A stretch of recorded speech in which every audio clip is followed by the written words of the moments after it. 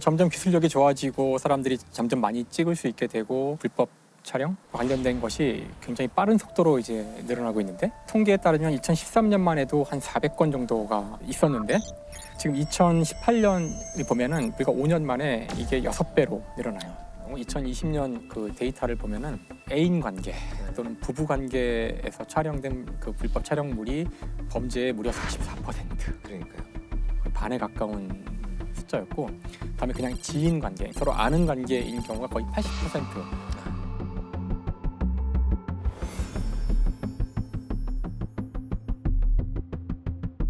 몰카라는 이제 단어 자체가 이제 문제가 있다는 그런 지적들이 있었대요. 네.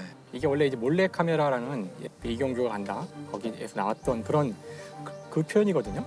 그래서 이건 그냥 단순한 예능 뭐 이런 느낌을 갖고 있는 단어라서 그걸로 저질러지는 범죄를 그냥 몰카 범죄라고 하면은 가벼워 보이죠. 좀 가벼워 장난스러운? 보이는 네. 장난일 수도 있다는 정확한 법률 용어가 카메라 등을 이용한 촬영 범죄. 근데 이걸 너무 기니까 불법 촬영 이렇게 얘기하는 게 맞다 그러더라고요. 위키피디아를 찾아보면은 이 얘기가 나오는데 MOLKA라고 나와요. MOLKA. 우리식 표현 그냥 몰카. 불법 촬영이라는 범죄가 생각보다 전 세계적으로 흔한 건 아니어서 소개가 돼 있어요. 특히 사우스 코리아에서 기승을 부리는 범죄고 한국 사회는 그 대단히 디지털화된 사회라서 그런 것 같고 주로 피해자들은 다 여성이고 큰 이슈가 되고 있는 여혐과도 무관치 않은 것 같다. 이런 식의 표현들이 있어요. 사람들한테 이 사건이 회자된 것은 2015년이래요. 2015년에 이제 모 워터파크에서 그 이제 불법 촬영이 이루어졌는데 여자 탈의실에서 누군가가 9분 40초 가량 촬영을 해서 그걸 이제 유출이 됐어요. 그 동영상이. 거기에는 정말 그 불특정 다수 200명 가까운 여성들의 모습이 고스란히 담겼고요. 도대체 이게 범인이 누군지 잡아야 되는데 범인이 잡히게 되는 과정도 굉장히 좀 드라마틱해가지고 워터파크 몰카 동영상을 촬영한 용의자를 해당 동영상 안에서 포착했습니다. 몰카를 찍다 거울에 비친 자신의 모습을 실수로 촬영했다는 겁니다. 거울에 비치면 카메라맨이 카메라 뒷모습이 찍히잖아요.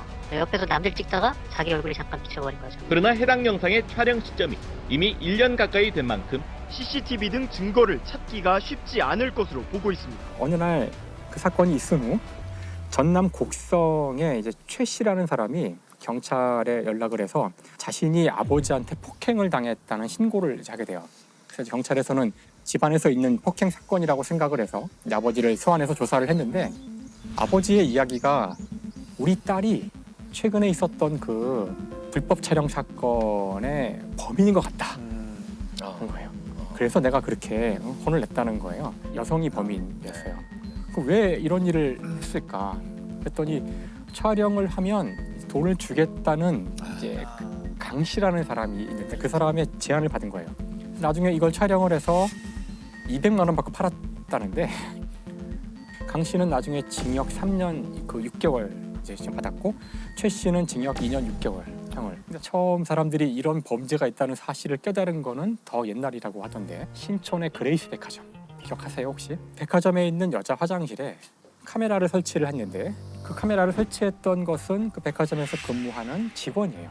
그 화면을 방제실에서 모니터링하고 있었던 거예요.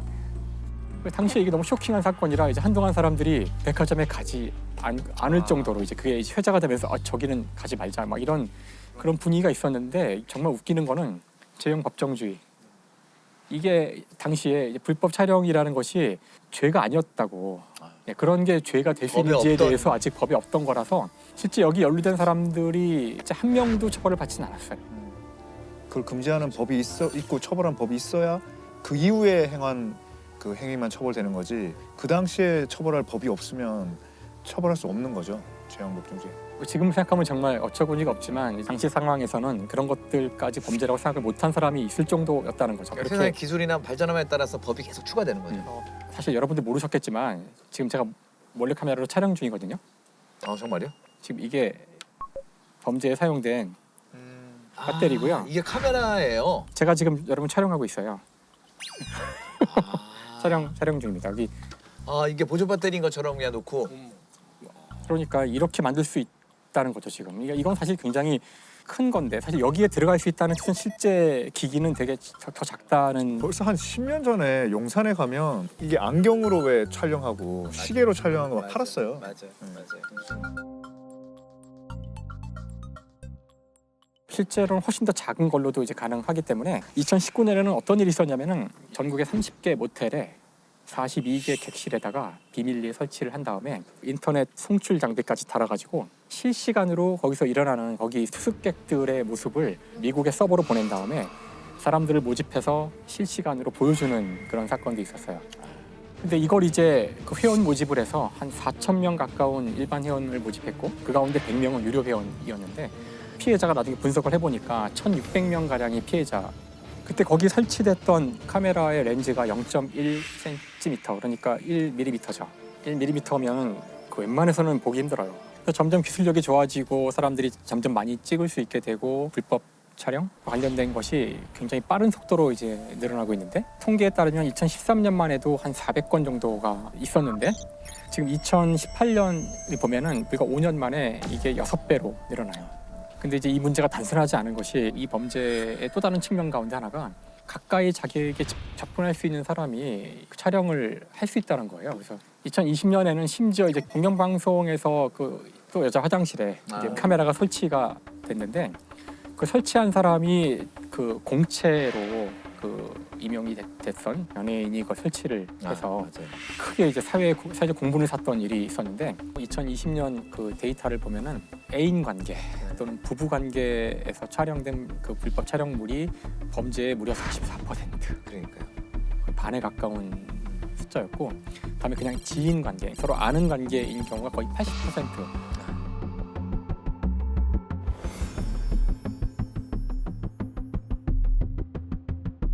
버스 안에서 이제 그 여성분이 내리려고 서 있었는데 그 뒤에서 그걸 동영상으로 8초 동안 찍은 거예요. 찍다가 이제 들켜서 이제 문제가 됐는데 쟁점은 이게 과연 레깅스 입은 뒷모습이 성적 수치심을 야기할 수 있는 신체에 해당하는가. 근데 이제 1심에서는 성적 수치심을 야기할 수 있는 신체 부위에 해당한다라고 얘기를 했었고 2심에서는 논리가 아니다. 왜냐하면 레깅스는 일상적으로 입는 옷이고 그건 노출 안 된 거 아니냐. 그런 논리로 이제 무죄가 됐어요. 그다음에 이제 대법원에 갔는데 대법원에서는 이제 유죄다. 결과는 대법원에서 다시 한번 뒤집혔습니다. 몰카 성범죄 대상이 반드시 노출된 신체로 한정되는 게 아니라는 점을 분명히 했습니다. 성적 수치심의 범위도 분노와 모욕감 등 다양한 형태로 폭넓게 나타날 수 있다고 설명했습니다. 판결 중에서 제일 저는 이제 좀 인상 깊었던 거는 다른 것보다도 누군가가 그걸 촬영하는 순간 그게 그대로 보존되고 그게 변형될 수 있고 전파될 수 있다. 그렇게 됐을 때는 느끼지 않던 성적 수치심을 느낄 수 있다. 이렇게 봤거든요. 특히 또 이 사건에서 그 성적 수치심이라는 단어가 또 약간 논란이 됐었어요. 네. 왜 피해자가 부끄러움을 느껴야 되냐는 거예요. 그러니까 정확히는 성적 불쾌감이 더 올바른 단어다. 본인이 원치 않는 그런 불법 촬영물이 인터넷에 올라갔을 때 그걸 지워야 되는데 지우는 게 이제 너무나 이제 힘든 일이라는 것. 그래서 그와 관련된 산업이 만들어질 정도인데 비즈니스가 디지털 장의사라는 게 있어요. 찾는 거랑 없애는 건 또 다른 문제예요. 그걸 가지고 있는 사이트가 있는데 거기에 삭제를 요청을 해야 되는 거죠. 그래서 다른 나라의 경우 삭제 요청을 하는 게 너무나 이제 힘들고 근데 사실 이 불법 촬영 범죄가 경찰 조사가 들어가고 그런 경우 종종 벌어지는 일이 피해자한테 조사를 위해 전화를 하고 그러면은 그 가족이 받는 경우가 많은데 왜냐하면은 그 피해 당사자가 세상을 떠난 경우가 많대요. 알려지지 않은 여러 가지 이유로 그러니까 진짜 안타까운 일인데 보는 사람들은 잠깐의 호기심을 뭐 그런 것일지 모르지만 근데 사실 당하는 사람 입장에서는 이게 대단히 심각한 문제라는 거죠. 불법적인 것을 막고 또 탈법적인 부분도 문제 제기를 해야 된다라는 거죠. 영상이나 사진들이 이렇게 사실 상품화돼 가지고 유통되는 것 자체가 불법으로 이어질 수 있다라는 거죠. 맞아요. 네. 실제로 네. 그 옛날에 뭐 웹하드 거기에 그렇게 불법 영상이 올라오는 걸 많이 묵인하면서 오히려 웹사이트에 많은 돈을 번 적이 있었고 그 사이트가 동시에 디지털 장의사도 운영한 적이 있어요. 나는 플랫폼만 깔았지 거기에 직접 올린 사람은 개개인이니까 나는 책임 없어 이런 입장으로 많이 나왔었거든요. 이제 점점 그 플랫폼을 운영하는 사람들에게 그런 법적 의무를 부과하는 그런 법안들이 계속 만들어지고 있습니다. 그 피해 측면에서 말씀을 드리면 사실은 이게 뭐 불법 촬영의 피해자다라고 그러면 굉장히 뭐 수치심을 느끼고 막연하게 이렇게 생각을 하시는 되게 사실 현실적인 그 피해 범위가 이렇게 퍼져 있거든요. 그래서 예를 들어서 직장 동료인데 그동안 불법 촬영을 해왔다라는 걸 알게 되면 어떨 것 같으세요? 나랑 직장 생활 계속 하던 뭐 그 공영방송도 그랬지만 그러면 아무도 못 믿어요. 내 직장 동료가 그런 짓을 해왔다, 나를 대상으로 아무도 못 믿고 지하철역에서 피해를 당하신 분들은 당분간 지하철을 타기 힘들죠. 근데 출퇴근 이런 건 해야 되잖아요. 그러면 지하철 대신 다른 교통수단을 이용해야 되잖아요. 어쨌든 생업이 있으니까. 그러면 생각지도 못한 비용이 발생하고 그렇죠. 또 두려운 건 뭐냐면 구속되지 않는 경우가 많아요, 피의자가. 그러면 그 지하철역에서 또 마주칠 수가 있다는 그 공포가 있거든요. 그러면 그 지하철역에 못 가요. 그럼 결국 피해자가 또 이사를 가야 되는 이런 상황. 그럼 또 비용이 발생하고 불편하고. 그러다 피해자가 감당해야 되잖아요. 그걸 다 피해자가 감당해야 돼요. 특히 아까 말씀하신 이제 통계 중에 지인, 연인 관계에서 이런 게 발생했다라고 한다면 정말 한번 상상해 보세요. 나의 연인, 지인이 이런 나의 어떤 모습을 그동안 올렸다. 불법 촬영한 걸 유포를 했다. 그럼 그때 수치심이 느껴질 것 같으세요? 그걸 보면, 그걸 알게 되면? 배신감. 분노, 배신감, 공포, 뭐 분노, 이런 거죠. 공포. 때로 이제 목숨을 끊으시는 이제 분들이 나오는 것도 아마 무력감이 많이 드실 것 같아요. 내가 어떻게 이 상황을 할 수가 없다. 일단 퍼져나간 거를. 보는 행위가 촬영을 당한 사람한테 얼마나 이것이 참혹한 일인지에 대한 이해가 있지 않으면 그러니까 근본적인 답은 될 수 없을 거예요. 이것이 어려운 문제죠.